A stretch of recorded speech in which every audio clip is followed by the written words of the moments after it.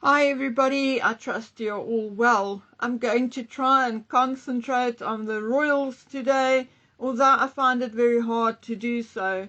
It is hard to watch grown men cry on television, on podiums, in government meetings, cry over the deaths of 165 children in a little school, and cry over the nearly 15,000 children who died since the beginning of the war in Gaza. The military leaders of Israel and America can preach the nearing of Armageddon and whatever else, but God's voice speaking through men all over the world today, crying for the lives of countless innocents, says no. This is not what God the Father wanted. This is not by His plan or His design. May the souls of the fallen rest at the feet of a fair and loving God. Okay, so with that said, let's go visit the royals and see what is really happening. So today I'm starting off with another very touchy subject. Remember me speaking about Sarah Ferguson, who is persona non grata in Turkey after she photographed children in an orphanage without permission, and then afterwards we heard that Turkey sold girls to Epstein. Now, although many are saying that it's all nonsense, however, the allegation was not dreamt up. It was actually brought to public attention by Terham Gomez, who is also the deputy chair of the IYI party's parliamentary group. Gomez said that there are documents showing that minor girls from Turkey were taken to Epstein's Island, where the children had difficulty because they did not speak English. So would we be so wrong if we suggested that Sarah was shopping for Epstein? Maybe. But as time goes on and more allegations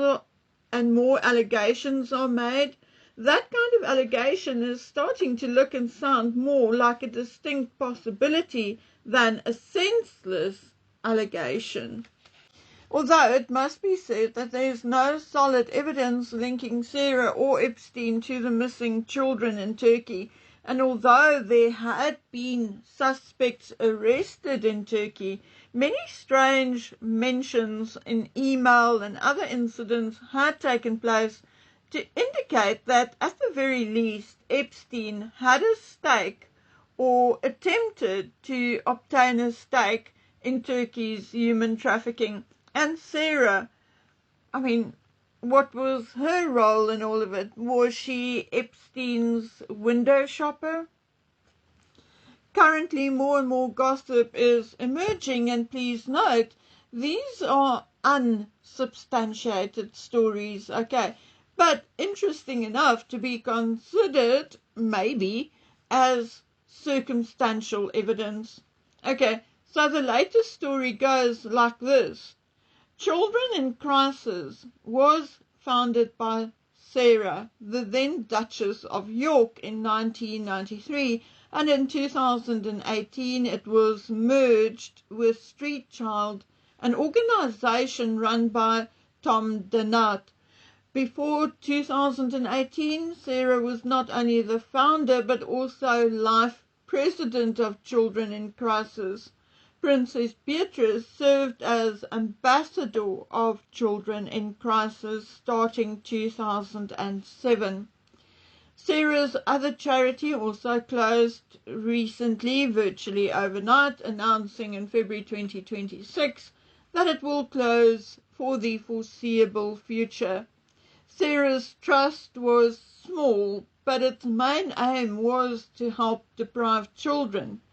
One of Sarah's Trust's closest partners was Humanitas, an education charity providing support to deprived children in Romania and Ghana.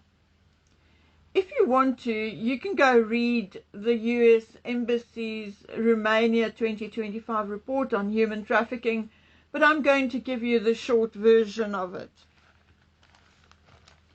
The disappearance of children in Romania has evolved over the years into a crisis.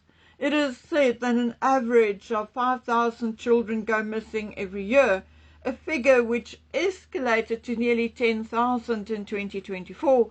Although, like in most, if not all countries, the largest portion of children reported missing are voluntary runaways.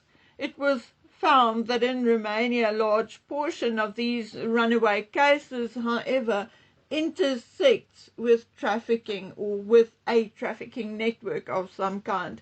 But yes, they also admit to parental neglect, lack of social support, which we also see everywhere else. Teenagers 14 to 17 account for 69% of all disappearances and children under 10 for only 3%. In Romania, though, rural areas, which is strange, okay, contribute disproportionately to the disappearances, likely due to a lack of social services. However, urban centers have a higher incidence of trafficking, particularly among girls 14 to 15. Now that is a very narrow range, okay? 41% of trafficked children were recruited through social media platforms like TikTok and Facebook. Traffickers masquerade as romantic partners or employers, but eventually luring victims into prostitution. Okay, we've seen that with Epstein, promises of a career as a model or, some photographic or actress career or something fantastical. Okay, he's promised the girls the moon and then sometimes Mars if they were a little difficult. And then we all know where they ended up. But we can go on and on and on and on, but it is a fact, and we do not even have to go search for it, that Epstein dealt with a number of girls from Romania. For instance, Tom Pritzker, CEO of the Hyatt Hotels, was asked by Jeffrey Epstein to help find a job at one of the company's London hotels for a Romanian girl whom Pritzker, in inverted commas, met at Jeffrey's house. It also appears that the Czech Republic was not only a recruiting hub, but also where several girls and young women from Eastern Europe were routed through. A number of travel tickets to and from Prague were actually found and is in evidence among Epstein's stuff. Epstein also attempted to purchase a property in Prague. Strangely, the Czech Republic was yet another destination in which Fergie concentrated her efforts with children in crisis. Maybe hugely coincidental, but dear King Charles III owns between 2 and 10 properties in Romania and has been visiting Romania for over 25 years. Just coincidence. I'm not alleging anything, just saying. Anyway, guys, I'm well aware that there are thousands and thousands of pages of evidence released, something I shall never in my lifetime be able to get through, more specifically because I do not want to. There are more than likely still thousands of pieces of paper and other evidence which we will never, never, never get to see. But my gut tells me that there are some pieces which will very likely bring the entire world or a big part of it to an absolute halt if ever released.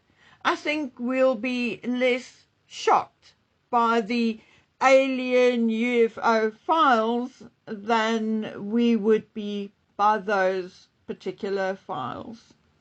Okay, and that's all I have for you for today.